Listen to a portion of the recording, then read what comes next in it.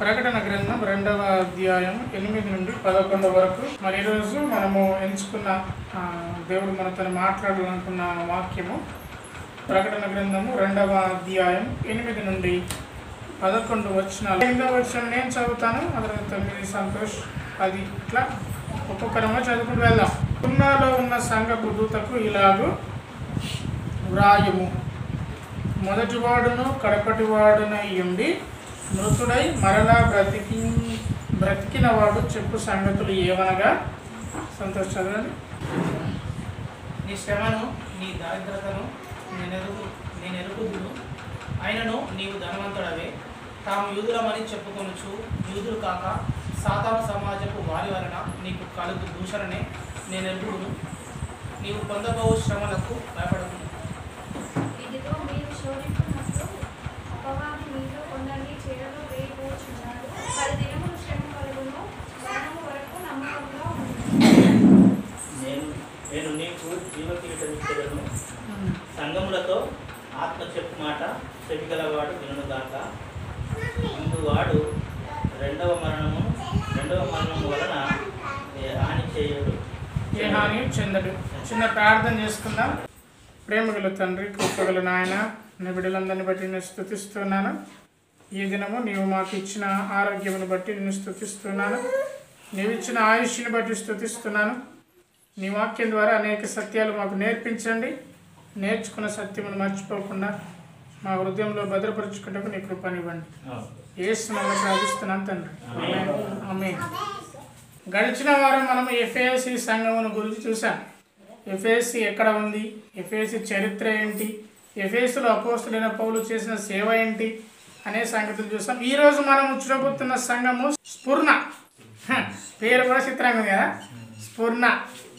స్ఫుర్ణ సంఘము. అక్కడి అనుభవాలు, అక్కడి సంగతులు, అక్కడి ఆధ్యాత్మిక విషయాలు ఈరోజు మనము వినబోతున్నాము. దేవుడు మనతో మాట్లాడబోతున్నాడు. ఎక్కడిది స్ఫుర్ణ సంఘము, అసలు ఇది చరిత్ర ఏంటి, అసలు ఇది ఉన్నదా, అక్కడ ఉన్న సంఘం అనుభవాలను చూసుకొని అసలు మనమేమి నేర్చుకోవాలి, మనము ఆ సంఘం నుండి తెలుసుకోవాల్సిన సంగతులు ఏమిటి అనే విషయాలను మనము జాగ్రత్తగా పరిశీలన చేద్దాం. ఈ స్ఫుర్ణ సంఘపు దూతకు ఇలాగూ వ్రాయము, మొదటివాడు కడపటివాడై ఉండి మృతుడై మరలా బ్రతికినవాడు చెప్పు సంగతులు ఏవనగా అంటూ యేసుక్రీస్తు ప్రభువారు తనను తాను పరిచయం చేసుకుంటున్నాడు. పరిచయం చేసుకుంటున్నాడు. నేను మొదటివాడిని, కనపటివాడిని, మరణించిన వాడిని, తిరిగి లేచిన వాడిని. మొదటిగా ఆయన మొదటివాడు. ఆదియందు వాక్యముండను, వాక్యము దేవుని యొద్ద ఉండను, ఆ వాక్యమే దేవుడై ఉండెను. యోహాను సువార్త 1వ అధ్యాయం 1వ వచనం. అదే 14వ వచనం, ఆ వాక్యమే కృపా సత్య సంపూర్ణునిగా మన మధ్య నివసించెను. అంటే ఆది యందు ఉన్నవాడే, వాక్యమై ఉన్నవాడే, ఆ వాక్యమై ఉన్న ఆ దేవుడే మన మధ్యన నివసించాడు. ఆయన కృపా సత్య సంపూర్ణుడు. ఆయన పేరు యేసుక్రీస్తు ప్రభువారు. ఆయన మొదటివాడు, ఆయన కడపటివాడు. ఆయనకు మొదలు తుద లేదు. నిజానికి మొదటివాడు అంటే ఎప్పటి నుండో ఉన్నవాడు. ఆయన మొదటివాడు అంటే మొదట ఉన్నవాడు అంటే ఏదో ఒక సమయమున పుట్టినవాడు అని కాదు. ఆయన ఎప్పటి నుండో ఉన్నవాడు. ఆయన కడపటివాడు అంటే ఇంకెప్పటికైనా ఉండేవాడు. మనం మధ్యలో వచ్చాము, మధ్యలో మన జీవితాన్ని ముగించి వెళ్ళిపోతాం. ఆయన మొదటివాడు, కడపటివాడు. అట్లాగే ఆయన మృతుడైన వాడు. ఆయన మన కొరకే మృతుడయ్యాడు. చివరిగా ఆయన మన మరణాన్ని జయించడానికి, మన మరణాన్ని జయించడానికి ముందుగా ఆయన మరణాన్ని జయించాడు. ఈ స్ఫుర్ణ సంఘం అనేది ఎఫెసునకు ఉత్తరం వైపున 35 మైళ్ళ దూరంలో ఉంటుంది. 35 మైళ్ళు అంటే ఎన్ని కిలోమీటర్లు? 60 కిలోమీటర్లు, సుమారు 60 కిలోమీటర్లు. ఎఫెసీ సంఘమునకు 60 కిలోమీటర్ల దూరంలో ఈ స్ఫుర్ణ అనేది ఉంది. ఇప్పటికి కూడా ఆ ప్రాంతం ఉంది. అది ఇప్పుడు టర్కీలో ఉన్న ప్రాంతం. దాన్ని ఇప్పుడు ఇజ్మీర్ అని పిలుస్తున్నారు. ఏది స్ఫుర్ణ సంఘం ఉన్న ఆ ప్రాంతానికి ఇప్పుడు ఇజ్మీర్ అని పిలుస్తున్నారు. ఈ ఎఫెసీ సంఘాన్ని ప్రారంభించింది అకుల ప్రిస్కిల్ అయితే ఈ స్ఫుర్ణ సంఘాన్ని ప్రారంభించింది అపోస్తలుడైన పౌలు గారు. అది మనం అపోస్తల కార్యము 19వ అధ్యాయం 22వ వచనము మొదలు ఆయన 3వ మిషనరీ యాత్రలో ఆసియాలో సంఘాలను స్థాపిస్తాడు. ఆసియాలో ఉన్న సంఘాల గురించే కదా ఇప్పుడు మనం మాట్లాడుకునేది. ఆసియాలో 7 సంఘాల గురించి ఈరోజు గడిచిన వారం ఎఫెసీ సంఘం చూసాం, ఇప్పుడు స్ముర్నా సంఘం చూస్తున్నాం. ఈ సంఘాన్ని స్థాపించింది అపోస్తలుడైన పౌలు. ఆయన ఆసియాలో ఉన్న సంఘాలను స్థాపించాడు. ఇక్కడ ఈ స్ముర్నా సంఘంలో ఆయన తను తాను పరిచయం చేసుకుంటాడు. నేను లెటర్ రాసేది ఎవరినంటే నేను మొదటి వాడను, కడపటి వాడను, మృతుడైన వాడను, తిరిగి లేచిన వాడను. మనం రాసిన ప్రకటన గ్రంథం 1వ అధ్యాయము 17వ వచనం చూడండి. ప్రకటన గ్రంథము 1వ అధ్యాయము 17వ వచనంలో ఎవరు ఆయన అంటే యేసుక్రీస్తు ప్రభువారిని ఎవరు చూస్తున్నారు? యోహాను చూస్తున్నాడు. ఎక్కడ? పద్మాసు దీపంలో యోహాను యేసుక్రీస్తు ప్రభువారిని చూసినప్పుడు అప్పుడు ఆయన చచ్చిన వాని వలె అయిపోయాడు. చచ్చినవాడు ఎలా ఉంటాడు? చచ్చినవాడు ఎలా ఉంటాడు? అతనికి ఏం తెలియదు, ఏం జరుగుతుందో ఏమి తెలియదు. ఆయనకు భూకంపం వచ్చింది తెలియదు, వర్షం పడేది తెలియదు, గిచ్చినా తెలియదు, పొడిచినా కూడా తెలియదు. అంటే ఏమీ తెలియని వాని వలె, చచ్చిన వాని వలె ఆయన పాదాల దగ్గర పడిపోయాడు. పడిపోయినప్పుడు ఆయన తన కుడి చేతిని తన పైన ఉంచి యోహాను పైన ఉంచి అన్నాడు, భయపడకుము, నేను మొదటివాడను, కడపటివాడను, జీవించువాడను, మృతుడనైతిని గాని ఇదిగో యుగ యుగములు సజీవుడనే ఉన్నాను. తనను తాను ఎట్లా పరిచయం చేసుకుంటాడు? ఇప్పుడు యేసుక్రీస్తు ప్రభువారు తనను తాను ఎట్లా పరిచయం చేసుకుంటాడు? ఒకవేళ మిమ్మల్ని మీరు పరిచయం చేసుకోవాలంటే ఏమని పరిచయం చేసుకుంటారు? ఒకవేళ తెలిసిన వాళ్ళంటే నేను పలానా తాడుచెల్ల గ్రామానికి చెందిన పలానా వ్యక్తి కుమారుణ్ణి, పలానా వ్యక్తి ఆ కూతురుని అని మనం పరిచయం చేసుకుంటాం. ఎందుకంటే మనకంటే ముందు వారు పరిచయం ఉంది కాబట్టి అలా మనము వారిని పరిచయము చేసుకుంటాం. తెలిసిన వారైతే మన పూర్వీకులు వాళ్ళతోని పరిచయం చేసుకునే వ్యక్తులతో పరిచయం కనుక ఉంటే, అదే మనకి ఎవరికి ఎవరు తెలియకపోతే ఎలా పరిచయం చేసుకుంటాం? యేసుక్రీస్తు ప్రభువారు యోహానుకు తెలుసు. యేసుక్రీస్తు ప్రభువారి శిష్యుడే యోహాను కదా.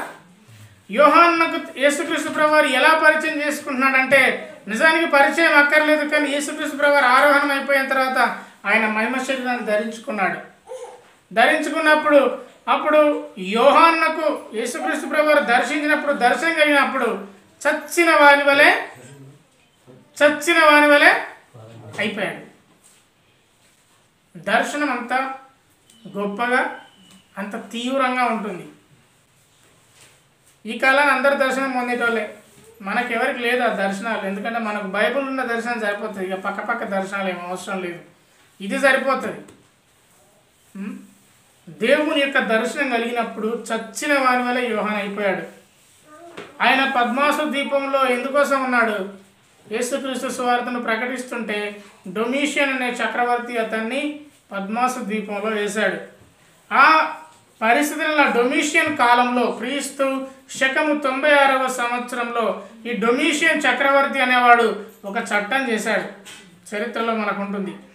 ఆ డొమిషియన్ చక్రవర్తి ఏమని చేశాడంటే ప్రపంచంలో ఉన్న వారందరూ నన్ను మాత్రమే పూజించాలి, ఇంకెవరిని పూజించకూడదు అని ఒక చట్టం చేసి అందుకు కేవలము ఒక యూదులను మినహాయింపించాడు. ఒక యూదులను వదిలేసి మిగతా వారందరూ కూడా నన్నే పూజించాలి అని మినహాయింపు ఇచ్చిన ఆ సంవత్సరాల్లో యోహాను భక్తుడు పద్మాసు ద్వీపంలో పడవేయబడ్డాడు. ఆ స్పుర్నా సంఘము శ్రమల్లో ఉంది. ఎందుకు శ్రమల్లో ఉంది? స్పుర్నా సంఘం వాళ్ళు యూదులు కాదు. మీరందరూ గ్రహించాలి, స్పుర్నా సంఘం వాళ్ళు యూదులు కాదు. యూదులు మాత్రమే తమ దేవుణ్ణి పూజించవచ్చు, తండ్రి అయిన దేవుణ్ణి పూజించవచ్చు. యూదులు ఇప్పటికీ యేసుక్రీస్తు ప్రభువుని నమ్మరు కాబట్టి వాళ్ళు దేవుణ్ణి పూజించవచ్చు. యూదులు కాకుండా అన్యులందరూ ఎవరిని పూజించాలి? చెప్పండి. చక్రవర్తిని పూజించాలి. ఎవరా చక్రవర్తి? డొమిషియన్ చక్రవర్తి. ఇప్పుడు నేను నీకు పూజ చేయను, నేను నిన్ను పూజించను అంటే తీసి లోపలేసి, ఓకే, లోపలేసినప్పుడు శ్రమ అనేది కలుగుతుంది. శ్రమలు కలిగినవి అప్పుడు ఆ శ్రమల్లో ఉన్న సంఘమే స్పుర్నా సంఘం. అయితే శ్రమల్లో ఉన్న వాళ్ళు ఎలా ఉన్నారు ద్వారా నేర్చుకోవాల్సిన సంగతులు ఈరోజు మనం నేర్చుకోబోతున్నాం. చూడండి, నీ శ్రమను 9వ వచనం, నీ శ్రమను నీ దరిద్రతను నేను ఎరుగుదును, ఆయనను నీవు ధనవంతుడవే. దరిద్రతలో కూడా ధనవంతులుగా ఉండగలుగుతామా అంటే నిజమే. క్రీస్తును సంపాదించుకున్న మనం అందరం కూడా ధనవంతులము. క్రీస్తును సంపాదించుకున్న మనమందరం కూడా ధనవంతులము. చూడండి, తాము యూదులమని చెప్పుకొనుచు యూదులు కాక సాతాను సమాజపు వారి వల్ల నీకు కలుగు దూషణ నేను ఎరుగుదును. యూదులు మాత్రమే తండ్రి అయిన దేవుని పూజిస్తున్నారు, వారికి స్వేచ్ఛ ఉంది. మిగతా వారెవరికి కూడా ఆ స్వేచ్ఛ లేదు. వీరెవరంటే యూదులమని చెప్పుకుంటున్నారు, అయితే యూదులు కారు, వాళ్ళు సాతాను సమాజపు వారు. సాతాను సమాజపు వారి వలన కలుగు దూషణ నాకు తెలుసు. చూడండి, ఆ కాలంలో ఉన్న శ్రమలే ఈ కాలంలో ఉన్నవి. ఇప్పటికీ మనము సాతాను సమాజపు వారితో శ్రమను అనుభవిస్తున్నాం. వారు యూదులమని చెప్పుకుంటారు, కానీ వారి మూలం ఎక్కడ ఉందంటే వారు సాతాను జనులు. యూదులు దేవుని ప్రజలుగా చెప్పుకుంటారు, కానీ నిజానికి వారు ఎవరంటే సాతాను ప్రజలు. వారు యూదులు కాదు. యూదులు కాకుండా యూదులు ఉంటారా? యూదులు అయ్యి కూడా యూదులు ఉంటారా? ఉంటారు. యూదులకు దేవుడిచ్చింది ఒకటి, దేవుడిచ్చిన గుర్తిందని సున్నతి. కానీ ఎప్పుడైతే పౌలు సువార్తను ప్రకటించాడో, క్రీస్తును తెలుసుకున్నాడో, అంతరంగ సున్నతి గురించి ఆ పౌలు ప్రకటించాడు. చూడండి, ఒక్కొక్కటిగా మనం ఇక్కడ చూద్దాం. నీ శ్రమను నీ దరిద్రతను నేను ఎరుగుతాను. మొట్టమొదటిగా స్ఫురణ సంఘం వాళ్ళు శ్రమ పడుతున్నారు. ఎందుకంటే ఒక ఆజ్ఞ అనేది వచ్చింది, నీవు నీ దేవుని పూజించకూడదు, నన్నే పూజించాలని చక్రవర్తి అంటున్నాడు. దానికి సంఘం వాళ్ళు ఒప్పుకోవట్లేదు. అందుకే సంఘము శ్రమల్లో ఉంది. సంఘంలో ఉన్న వ్యక్తులు దరిద్రతను అనుభవిస్తున్నారు, అయినా నీవు ధనవంతుడవే అని యేసుక్రీస్తు ప్రభువారు వారితో చెప్తున్నాడు. దరిద్రులైన వాళ్ళు ధనవంతులు ఎలా అయ్యారు? యాకోబు పత్రిక 2వ అధ్యాయం 5వ వచనం. యాకోబు పత్రిక 2వ అధ్యాయం 5వ వచనం. నా ప్రియ సహోదరులారా ఆలకించుడి, ఈ లోక విషయములో దరిద్రులైన వారిని విశ్వాసమందు భాగ్యవంతులుగాను తన్ను ప్రేమించు వారికి వాగ్దానము చేసిన రాజ్యమునకు వారసులుగా ఉండుటకు దేవుడు ఏర్పరచుకొనలేదా? దేవునికి మహిమ కలుగును గాక. చూడండి, ఈ లోక విషయంలో దరిద్రులైన వారిని విశ్వాసమందు భాగ్యవంతులుగా దేవుడు మిమ్మల్ని ఏర్పరచుకున్నాడు. మీరు ఈ లోకంలో దరిద్రులైన విశ్వాసంలో భాగ్యవంతులేనా? స్ఫురణ సంఘము వాళ్ళు దరిద్రులే, కానీ వారు విశ్వాసమందు భాగ్యవంతులు. ఇప్పుడు ఈ లోకంలో మరి మీకెంత ఆర్థికంగా మీరు ఎంత బలంగా ఉన్నారో నాకు తెలియదు, మీకు తెలుసు. మీరెంత దరిద్రతతో ఉన్నారో, మీరెంత భాగ్యవంతులుగా ఉన్నారో, మీకు ఎంత డబ్బు మీరు సమకూర్చుకున్నారో మీకు తెలుసు. నేను మీకు అబద్ధం చెప్పచ్చు, డబ్బులు ఉన్నా లేవని. మీరు నాతో అబద్ధం చెప్పచ్చు, ఉన్నా లేవని. ఇంకో 2వ బ్యాచ్ ఉంటుంది, లేకున్నా కానీ ఉన్నదని చెప్పుకునే బ్యాచ్. అంటే ఏం ఉండదు కానీ నాకు అన్నీ నేను చెప్పుకునే బ్యాచ్. 2 బ్యాచ్లు ఉంటాయి, కానీ యథార్థం ఏదో మనకు తెలుసు. తెలుసా తెలియదా? తెలుసు. మనం భాగ్యవంతులమా ఈ లోకంలో అనేది మనకు తెలుసు. విశ్వాసమందు భాగ్యవంతులుగా మనల్ని దేవుడు ఏర్పరచుకున్నాడు. నిజమేనా? మీరు విశ్వాసమందు భాగ్యవంతులేనా? మీరు విశ్వాసమందు భాగ్యవంతులేనా? భాగ్యవంతులు అనడానికి పేరు ఏముంటుంది? అకౌంట్లో కొంత డబ్బు, లేకపోతే కొంచెం ఆస్తి కలిగిన వాడు భాగ్యవంతుడు. అంటే ఎంత ఎక్కువ కలిగి ఉంటే అంత భాగ్యవంతుడు. మరి విశ్వాసమందు భాగ్యవంతుడు అంటే ఎంత విశ్వాసం ఉంటే అంత విశ్వాసమందు ధనవంతుడు. అయితే మనల్ని విశ్వాసమందు ధనవంతులుగా ఉండాలని దేవుడు ఏర్పరచుకున్నాడు. మన సంఘము, స్ఫురణ సంఘము విశ్వాసమందు భాగ్యవంతులు. మరి మన సంఘము విశ్వాసమందు భాగ్యవంతులమేనా? అసలు మనకు విశ్వాసం ఉన్నదా? దేని పట్ల విశ్వాసం ఉంది? దేని పట్ల మనకు విశ్వాసం ఉంది? నేను మీ కాలనీకి వెళ్ళి దర్శించి వస్తుంటే సరిగ్గా 4 మూలల దగ్గర ఒక బ్రాయిలర్ కోడి జుట్టు కోడి ఉంది అక్కడ సరిగ్గా రోడ్డు మధ్యలో. అరే నేను అనుకున్నాను దాన్ని ఎవరైనా వదిలేసి వెళ్ళిపోయారా, లేకపోతే కోసుకుందామని దాన్ని భోజనం చేసుకుందామని అనుకొని వెళ్తూ ఉంటే జారి కింద పడిందా అని నేను ఆలోచిస్తూ ఇది చచ్చిపోయిందని దాని దగ్గరికి వెళ్ళిన. లైట్ వేసాను, 4 బజార్లు ఉన్నవి పెంచెరువు కట్టిన. లైట్ వేసి అరే ఈ బాయిలర్ కూడా ఇక్కడ అనుకుందని నిన్న కాదు మొన్న శుక్రవారం రోజు ఒక దాన్ని ఆయన కదులుతలేదు.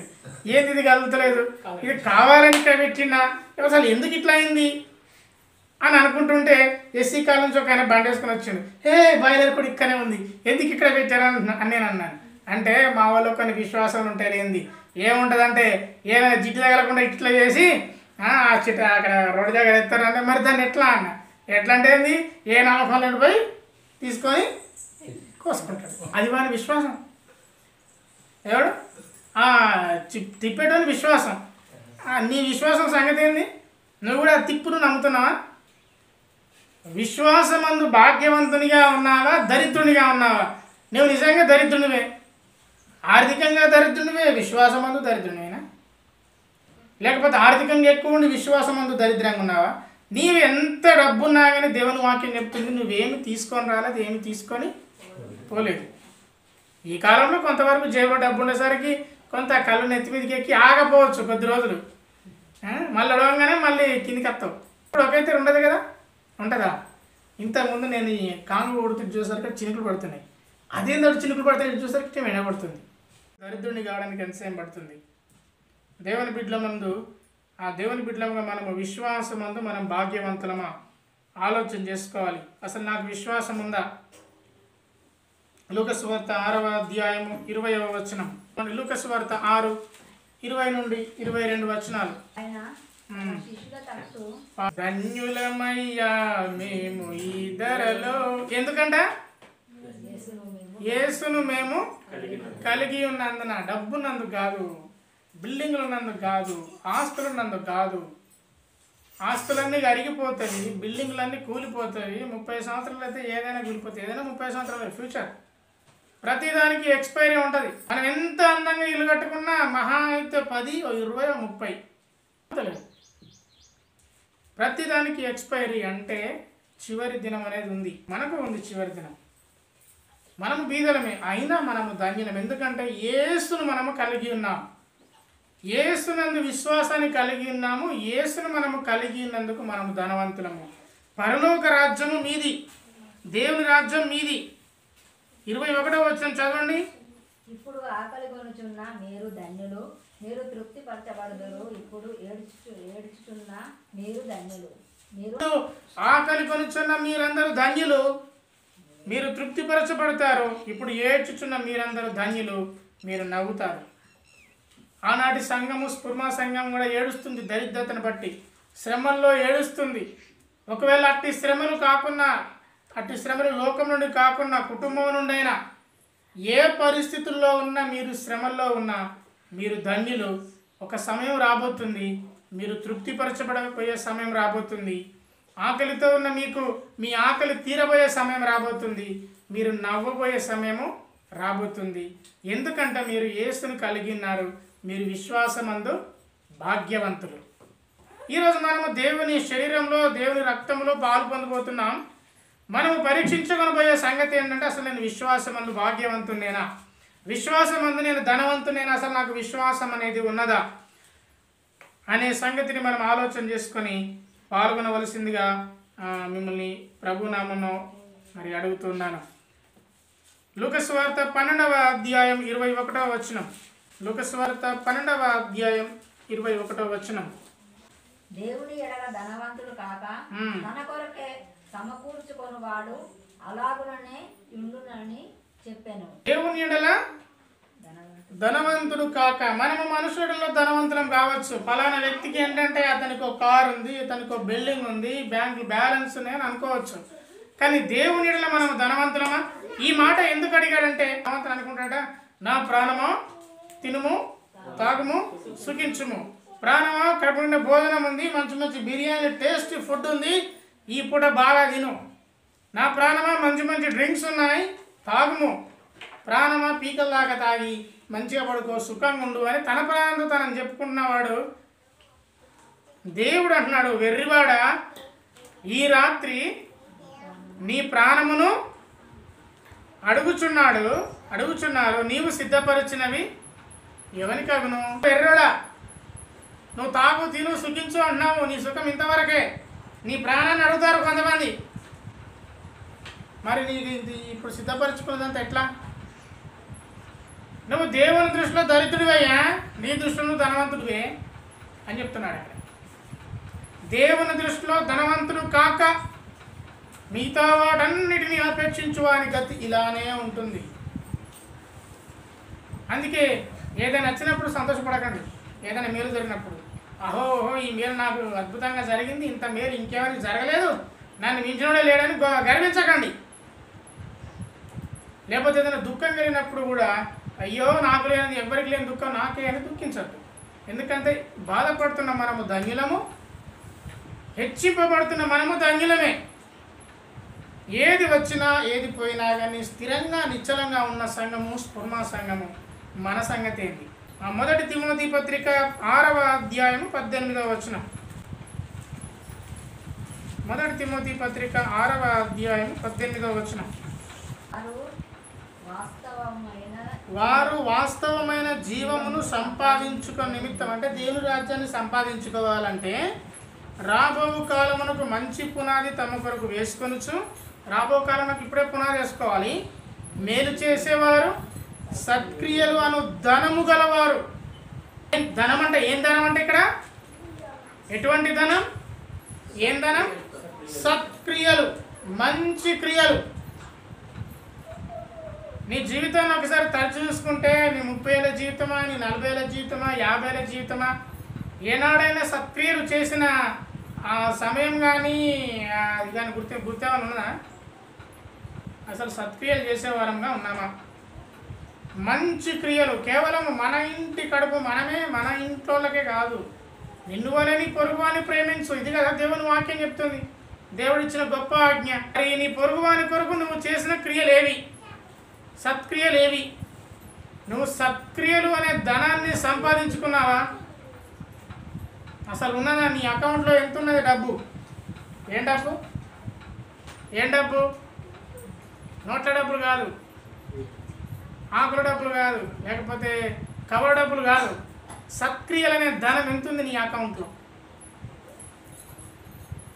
దాచుకున్నది ఏమైనా ఉన్నదా? ఫిక్స్ అమౌంట్ ఉంది అకౌంట్లో, నెల నెలకు వడ్డీ వస్తుంది, సంతోషం. మరి సత్క్రియలు అనే ధనం ఉందా? ఆ సత్క్రియలు అనే ధనం గల సంఘమే స్ఫుర్ణ సంఘం. ఎఫెసీ సంఘం గురించి చూసినప్పుడు వారు మొదట చాలా ప్రేమ గలవారు, కానీ ఆ మొదట ఉన్న ప్రేమను వాళ్ళు కోల్పోయారు. కానీ స్ఫుర్ణ సంఘం గురించి అసలు ఏం కంప్లైంట్ లేవు. నీ దరిద్రతను, నీ యొక్క విశ్వాసాన్ని నేను ఎరుగుదును అని వారి గురించి యేసుక్రీస్తు ప్రభువారు సాక్ష్యం చెప్తున్నారు. నీ శ్రమను, నీ దరిద్రతను నేను ఎరుగుదును, అయినా నీవు ధనవంతుడివే. ఎలా ధనవంతుడు? ఎలా ధనవంతుడు అంటే, వారికి ఎందుకు ధనవంతుడు అని ఈ వాక్యంలో చెప్తుందంటే, అంతకుముందున మన లేఖనాలు పరిశోధిస్తే వారి విశ్వాసమందు భాగ్యవంతులు, సత్క్రియలనే ధనం గలవారు. అటువంటి ధనవంతులు వాళ్ళు తాము యూదులమని చెప్పుకొనుచు, యూదులు కాక సాతాను సమాజపు వారి వలన కలుగు నీ దూషణ నేను ఎరుగుదును. దేవునికి స్తోత్రం. నిన్నెవరైనా దూషిస్తున్నారా అన్యాయంగా? వాళ్ళు యూదులు అనుకుంటున్నారేమో, కానీ వారు యూదులు గారు, వారు సాతాను సమాజం. మిమ్మల్ని కూడా అన్యాయంగా దూషించే వాళ్ళు, వాళ్ళు క్రైస్తవులైనా వారు క్రైస్తవులు కారు, వారు అన్యులైనా వారు ఎవరూ కారు. నిన్ను అన్యాయంగా ఎవరు దూషించినా ఆనాటి సంఘంలో ఉన్న వారిని బట్టి మనం అనుకోవాలి, వారు సాతాను సమాజం. అన్యాయంగా దూషించబడుతున్న నీవు ధన్యుడివి, ఎందుకంటే ఏ తప్పు లేకుండా నీవు నిందల పాలవుతున్నావు. నీవు ధన్యునివి, నీకు పరలోకమందు మేలు కలుగును, తగు సమయంలో ఈ లోకమందు కూడా మేలు కలుగును. ఆమేన్. కాబట్టి ఎవడన్నా నిన్ను అనుకోకుండా అకారణంగా దూషిస్తే ఆ దూషణకు బాధపడవలసిన అవసరం లేదు. గౌతమ బుద్ధుడు మనందరికీ తెలుసు. గౌతమ బుద్ధుడు దగ్గరికి ఒక వ్యక్తి వచ్చి పరమ తిట్లు తిడుతున్నాడంట. ఏరా అదే ఇది అని ఇష్టానుసారంగా తిడుతున్నాడంట. తిట్టిన తర్వాత గౌతమ బుద్ధుడు నెమ్మదిగా నిదానంగా తిట్టుడంతా అతడు కడుపు నిండా తిట్టిన తర్వాత, సహోదరుడా, నీ ఇంటికి ఎవరైనా వస్తే నీవు భోజనం సిద్ధం చేస్తావు. భోజనం సిద్ధం చేసినప్పుడు ఆ ఇంటికి వచ్చిన వ్యక్తి నేను తినను అన్నాడు అనుకో, నువ్వేం చేస్తావు ఆ భోజనాన్ని అని అన్నాడంట. అప్పటికే కోపం మీద ఆవేశం మీద మొసవచ్చి ఉన్న వ్యక్తికి అర్థం కాలేదట. మళ్ళీ అడిగానంట, నీ ఇంటికి ఎవరైనా ఒక వ్యక్తి వచ్చి భోజనం వచ్చాడని చెప్పి నువ్వు భోజనం సిద్ధం చేస్తావు, అన్ని రకాల భోజనం సిద్ధం చేస్తావు.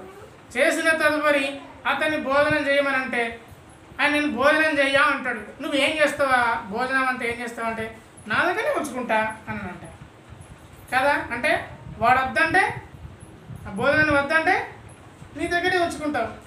ఇప్పుడు నీవు పలికిన బూతులు నేను తీసుకోవట్లేదు, ఆ బూతులకు నీకే అన్నాడు.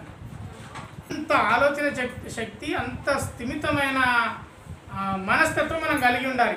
ఒక యేసుక్రీస్తుని ఎరగని వాడు అంత ఉన్నతంగా ఆలోచిస్తే మనం ఎలా ఆలోచించాలి? నా సంఘం ఎట్లా ఆలోచిస్తుందంట, నేను ఈ శ్రమను నీ దరిద్రతను నేను ఎరుగుతును, అయినా నువ్వు సాతాను సమాజం వల్ల నువ్వు దూషణ పాలు అవుతున్నావు, నువ్వు ధనవంతుడివే, నువ్వు భాగ్యవంతుడివే అని అన్నప్పుడు, వాళ్ళంతగా ఉన్నతంగా ఉన్నప్పుడు మన స్థితి ఏంది? ఎవరైనా నేను అనుకోకుండా ఎవడన్నా ఒక మాట నీ ఎడ్ల జారిండే అనుకో, తట్టుకునేంత బలం నీకున్నదా? తట్టుకునేంత శక్తి మనకున్నదా? మనం ఎంత బలహీనమో ఇప్పుడు అర్థమైపోతుంది తెలుసా? మన బలహీనత ఎంత భయంకరంగా ఉందో ఎవరైనా నేను అనుకోకుండా అన్నప్పుడు నీకు అర్థమైపోతుంది. వాళ్ళు ఒకటంటే మనం 10, వాళ్ళు 10 అంటే మనం 50, వాళ్ళు గంట సేపు అంటే మనం 5 గంటలు. అది బలం అనుకుంటారు, కానీ అదే పెద్ద బలహీనత. అది చివరికి నేను ఎక్కడికో తీసుకెళ్తుంది. ఎక్కడికి తీసుకెళ్తాను అంటే దేవుని రాజ్యాన్ని మాత్రం తీసుకెళ్ళదు.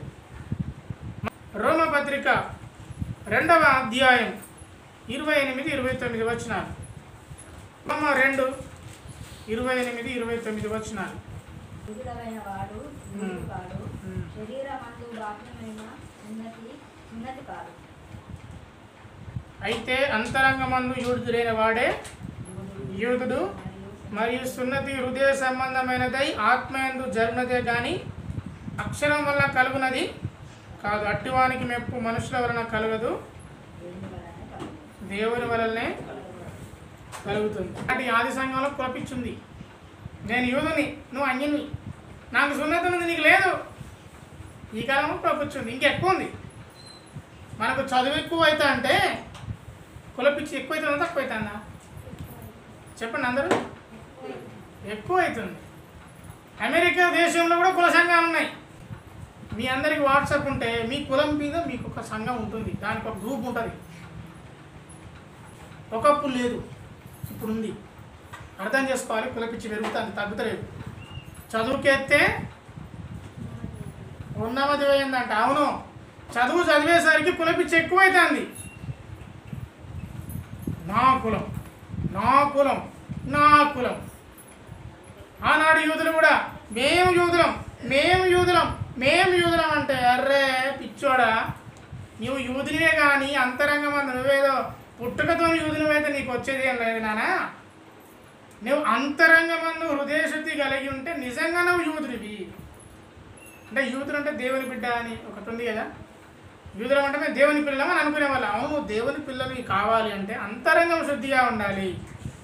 అంతరంగం శుద్ధిగా ఉంటేనే నువ్వు నిజంగా యూదునివి. అంతరంగమందు నీకు శుద్ధి లేకుండా శారీరకంగా నీకున్నంత మాత్రాన అందులో గొప్పతనం ఏమీ లేదు అని పౌలు బోధిస్తున్నాడు.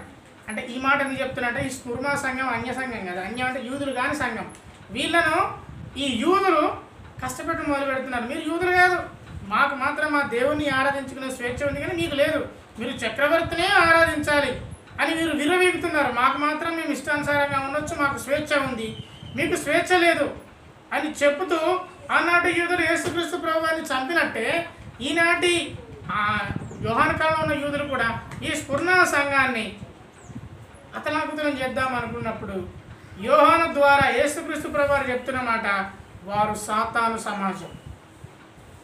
కులపిచ్చి ఉన్నవాడు సాతాను సమాజపు వ్యక్తే. అక్కడ యూదులు, ఇక్కడ కులాలు. క్రైస్తవులంలో వచ్చిన తర్వాత కులాల సంగతి మనకు ఉండకూడదు. ఉండొచ్చు, క్యాస్ట్ సర్టిఫికెటో ఇన్కమ్ సర్టిఫికెటో దానప్పుడు ఉండొచ్చు, కానీ అది మనల్ని ప్రభావితం చేయకూడదు. దేవునికి మహిమ కలుగును గాక. ఆమేన్. ఆనాటి కాలంలో వారు సాతాను సమాజపు మందిరం వల్ల, అంటే ఈ కులపిచ్చి ఉన్న వాళ్ళ వల్ల శ్రమల పాలయ్యారు. ఆనాటి స్ఫుర్ణ సంఘం. ఫిలిప్పి 3వ అధ్యాయం 3వ వచనం.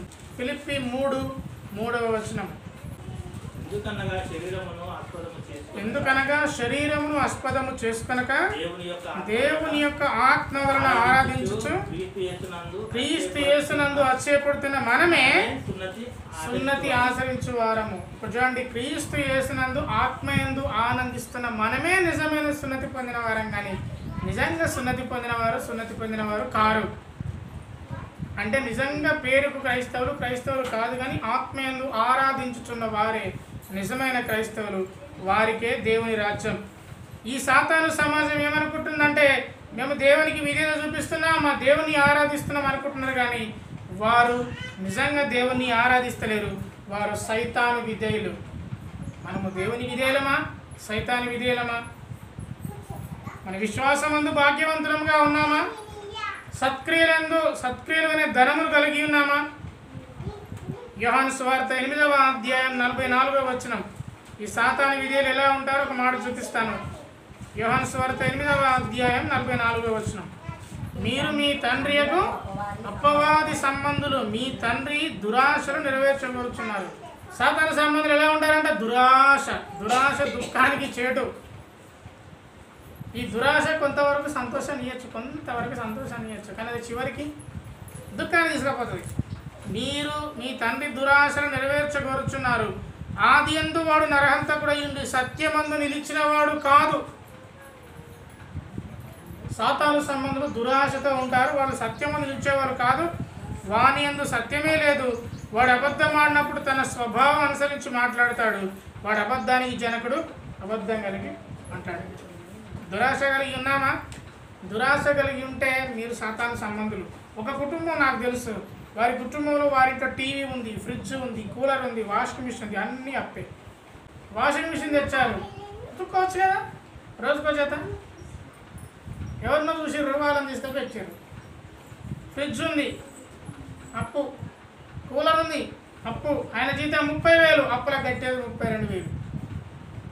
నేను నిజంగా చెప్తున్నాను, నా కుటుంబం నాకు తెలుసు. వాళ్ళ ఇంటికి నేను పోయినా, వాళ్ళు గొడవ పడుతుంటే కాస్త కూస్త వాళ్ళిద్దరు రెండు భార్య భర్తలకి ఇద్దరికి సమాధానం చెప్పడానికి నేను ప్రయత్నం చేశాను. ఇక ఆర్థికంగా మరి 30,000 జీతానికి 32,000 అప్పే పోతే మరి కిరాయికి పోతుంది. ఇవన్నిటికి వస్తాయా వచ్చి రూపాయలు? ఇద్దరు కలిసే కొన్నారు కదా, తెలియదా? నా వివేకం లేదా నీకు? నా సెల్లు బాగోలేదు అని ఒకరితో చెప్తా అంటాడు. ఏమున్నది, ఏదో కార్డు ఉంటుందంట, కార్డు తీసుకుంటే ఇచ్చేస్తారు సెల్లు. ఇద్దరు కానీ మరి తర్వాత నెలలకంతా కట్టుకోవచ్చు. అది లేకపోతే ఏమవుతుంది నాకు? నిజం చెప్పండి, అది లేకపోతే ఏమన్నా నాకేమన్నా కిరీటమైనా పడిపోతుందా? దురాశలు బ్రతుకుతున్న వారు ఎంతోమంది. ఏదో ఒక బట్టలు కావాలంటారు, కథ మనేసి అంతే. అది వెనక ముందు ఏముండదు. మరి అది నేను కట్టుకోగలుగుతానా? అంత ఉన్నదా? లేదు, ముందు కొనాలి, ఇంట్లో పెట్టాలి. ఇటువంటి దురాశకరమైన పరిస్థితులలో చాలా కుటుంబాలు కొట్టుబెట్టుతున్నాయి. దానివల్ల భార్యాభర్తలు గొడవపడి ఇద్దరు కొట్టుకున్నారు కూడా. ఇటువంటి దగ్గర దేవుడు ఉండడు. వాళ్ళు దేవుని పిల్లమని చెప్పుకొని అయ్యా నాకు కష్టాలున్నాయి ప్రార్థన చేయంటారు. ఎందుకు కష్టాలున్నాయి? డబ్బుల కష్టాలు అంటారు. ఎంత జీతం? 30,000. నీకు డబ్బేం కష్టం? నీకు డబ్బేం కష్టం? డబ్బు కష్టం ఉండదు కదా. ఉన్నాయి. ఎందుకు? అప్పులు చేసావు. నేను అప్పులు ఎవడు ఏమన్నాడు? అప్పులు ఎందుకు చేసావు? నువ్వే అప్పులు చెప్తావు, డబ్బులు లేవంటావు, డబ్బులు ఎక్కడ దొరుకుతలేవంటావు, దేవుడు నాకు సహాయం చేయాలంటావు. ఎట్లా ఇది? నీకు ఆ వివేకం లేదు. అసలు బైబిల్ ఏం చెప్తుంది? అప్పే చేద్దాం కదా బైబిల్. నువ్వు అప్పిచ్చేవాడిగా ఉండాలి కానీ అప్పు చేయకూడదని అంటుంది. చాలా జాగ్రత్తగా ఉండాలి. మనకు దురాశ అనేది ఉంది. ఈ దురాశ ఉన్న వాళ్ళు దేవుని బిడ్డలు కాదు, సాతాను సంబంధులు. కాబట్టి అటువంటి సాతాను సమాజం వల్ల మనకు ఉండకూడదు. మనము శారీరకంగా ఆర్థికంగా కొంత మనం లేకపోయినా మనము ఆత్మీయంగా ధనవంతులమే. మనము సత్క్రియలు అనే ధనం గల వాళ్ళము, విశ్వాసం అనే భాగ్యవంతులం. ఆమేన్. కాబట్టి అటువంటి గొప్పగా ఆ గొప్ప స్థితిలో దేవుడు మనకి ఇచ్చాడు.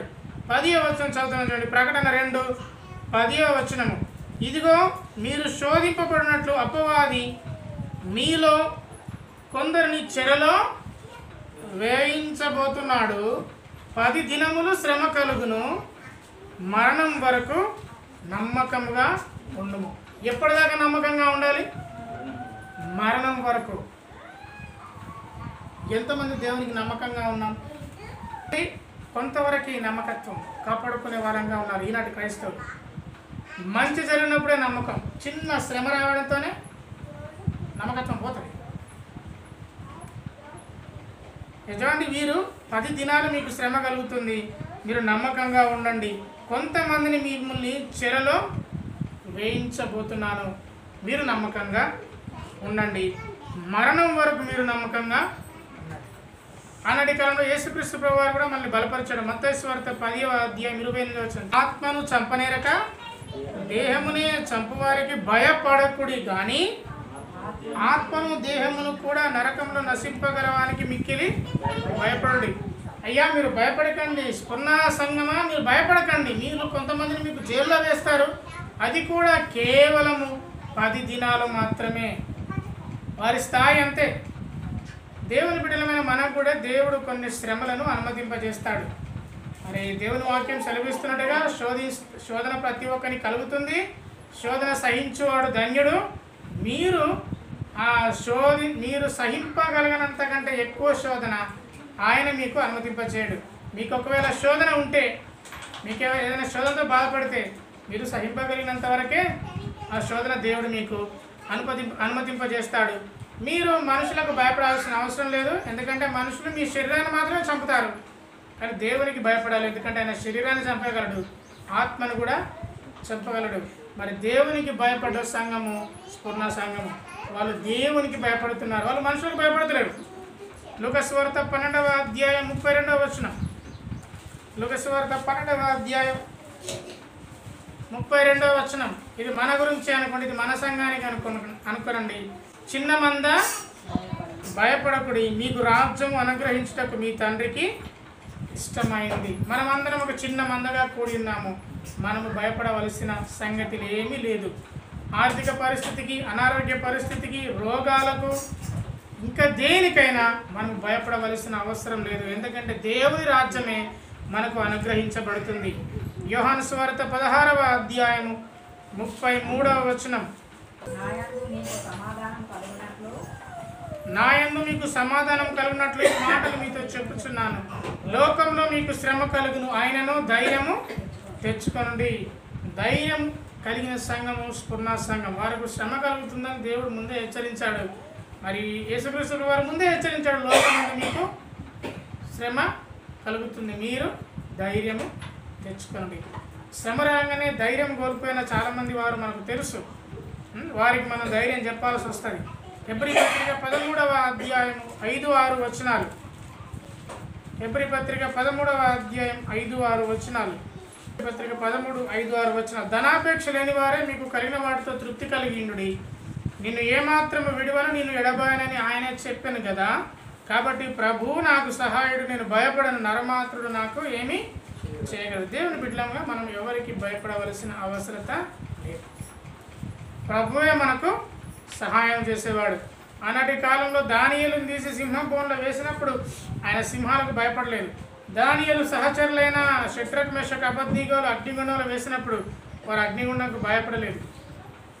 మరొక మంచి మాట అంటారు షద్రక్ మేషక్ అబేద్నెగోలు, అగ్నిగుండంలో వేస్తున్నావు నెబుకద్నెజర్ రాజా, దేవుడు మమ్మల్ని రక్షిస్తాడు, ఒకవేళ రక్షింపకపోయినను నేను మీకు నమస్కారము చేయను. ఇది కదా ధైర్యం అంటే. లోకంలో మీకు శ్రమ కలుగుతుంది, అయినా ధైర్యం తెచ్చుకోమంటే అది కదా ధైర్యం. అంత ధైర్యం మనకుందా? ఉన్న దేవుని సంఘంలో ఉన్న బిడ్డలంగా మనం ఉన్నామా? పరీక్ష చేసుకోవాల్సిందిగా నేను మీకు మనవి చేస్తున్నాను. చివరిగా మనం వచ్చాం. మరణం వరకు నమ్మకంగా ఉండాలి. ధైర్యమును కోల్పోకుండా, విశ్వాసమందు భాగ్యవంతులంగా, సత్క్రియలనే ధనంగల వారంగా మరణం వరకు నమ్మకంగా ఉంటే దేవుడు మనకిచ్చేది జీవ కిరీటం. మరణం వరకు నమ్మకంగా ఉండము, నేను నీకు జీవ కిరీటం ఇస్తాను. యాకోబు పత్రిక 1వ అధ్యాయము 12వ వచనం త్వరగా తీయండి. యాకోబు పత్రిక 1వ అధ్యాయము 12వ వచనం. శోధన సహించువాడు ధన్యుడు, అతడు శోధనకు నిలిచిన వాడే ప్రభువు తన్ను ప్రేమించు వారికి వాగ్దానం చేసిన జీవ కిరీటము పొందును. శోధించబడుతున్న నీవు ధన్యుడివే. ఎటువంటి శోధనైనా, కుటుంబంలో శోధనైనా, అనారోగ్యంతో శోధనైనా, బలహీనతలతో శోధనైనా, ఎవరైనా నువ్వు అనవసరంగా తిట్టినా, అనవసరంగా బాధించినా, నీవు శోధనకు నిలుస్తున్నావు కాబట్టి దేవుడు నీకు జీవ కిరీటము ఇస్తానని యాకోబు పత్రికలో చెప్పాడు. మరలా ఇక్కడ కూడా నీవు అంతం వరకు నమ్మకంగా ఉండు, నేను నీకు జీవ కిరీటము ఇస్తాను. జీవ కిరీటం పొందుకోవడానికి ఎంతమందికి ఇష్టం ఉందంటే అందరికి ఇష్టమే. మరి తీసుకోవాలంటే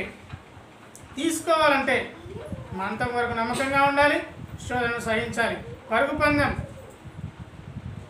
పందెం ఒలింపిక్స్లో ఒక 50 మంది 100 మంది పాల్గొంటారు.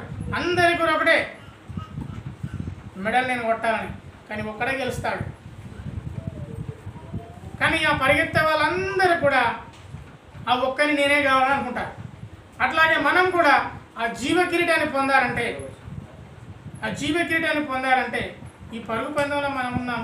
ఈ జీవన ప్రయాణంలో ఉన్నప్పుడు శోధనలు వస్తాయి, ఇబ్బందులు వస్తాయి, అనారోగ్య సమస్యలు వస్తాయి. చివరి వరకు నమ్మకంగా ఉండాలి, దేవునికి నమ్మకంగా ఉండాలి, దేవుని సంఘానికి నమ్మకంగా ఉండాలి, పొరుగు వారికి కూడా నమ్మకంగా ఉండాలి. నీ మీద నమ్మకం పెట్టుకున్న నీ కుటుంబానికి నమ్మకంగా ఉండాలి, నిన్ను నమ్ముకున్న నీ బిడ్డలకు, నీ బంధువులకు నమ్మకంగా ఉండాలి. నమ్మకం కోల్పోయిన బంధువులు లేరా? మేలు చేస్తాం, వాడు ముంచుతాడు. అప్పుడు కానీ అర్థం కాదు వీడు నమ్మకమైన వాడు కాదు అని. అటువంటి వారు ఎంతమంది మనకు లేరు. చివరి వరకు నమ్మకంగా ఉండాలి అని దేవుని వాక్యం చెప్తుంది. అటువంటి వాడికి జీవ కిరీటం. అయితే ఈ జీవ కిరీటం కావాలి అంటే, ఈ జీవ కిరీటం మనం పొందుకోవాలంటే మనకు శోధన రావాలి. జీవ కిరీటం పొందాలంటే మనకు శోధన వస్తుంది, పరీక్షలు వస్తాయి. ఈ పరీక్షల్లో నెగ్గినవాడే కదా జీవ కిరీటం పొందుకున్నవాడు. అసలు ఏ పరీక్ష లేకపోతే జీవ కిరీటం ఎక్కడిది? అవునా కదా? హల్లెలూయా. మీకు పరీక్షలు ఉంటేనే మీరు ఫస్టో సెకండో తెలిసేది. మీకు ఏ పరీక్షలు లేవనుకోండి, ఇక మీకు ప్రైజ్ ఎక్కడిది? పరీక్షలు లేకుండా పాస్ అవుతామా? పరీక్షలు లేకుండా ప్రభుత్వ ఉద్యోగం సంపాదించుకుంటామా? పరీక్షలు ఉండాలి. 1 తెస్సలోనికీయులకు రాసిన పత్రిక 2వ అధ్యాయం 4వ వచనం. తెస్సలోనికీయులకు రాసిన 1 పత్రిక 2వ అధ్యాయం 4వ వచనం నేను చదువుతున్నాను. సువార్తను మాకు అప్పగించుటకు యోగ్యులమని దేవుని వల్ల ఎంచబడిన వారమై. Are you qualified? నీవు యోగ్యుడివేనా? దేవుని వలన యోగ్యులను ఎంచబడిన వారమై, మనుషులను సంతోషపెట్టు వారము కాక మన హృదయాలను పరీక్షించు దేవుణ్ణి సంతోషపెట్టు వారమై ఉండాలి. మీ హృదయాన్ని దేవుడు పరీక్షిస్తున్నాడు. ఇప్పుడు మీరు చెప్పుకోవచ్చు, ఇప్పుడు నేను వాక్యం చెప్పిన తర్వాత మీకు ఎట్లా అనిపించిందంటే, మీరు మొదటగా అనేది నేను విశ్వాసం ఉంది, భాగ్యవంతుడు, నేను సత్క్రియలు చేస్తున్నాను, నేను చాలామందికి సహాయం చేసిన. స్వార్థానికి చేసినామా, ఏదైనా ఆశించి చేసినాము, ఎవరికేం తెలుసు? సహాయం చేస్తాను, ఏదో ఒకటి ఆశించే. మనుషులను మా నమ్మకమైన వారమని మోసం చేసాము, కానీ దేవుని మోసం చేయలేము. ఆయన హృదయాలను పరీక్షించేవాడు. మొదటగా ఆయన చెప్పాల్సింది, ఆయన పరీక్షించేవాడు. దేవుని వలన ఆ పరీక్షలో యోగ్యులని ఎంచబడ్డవాడు.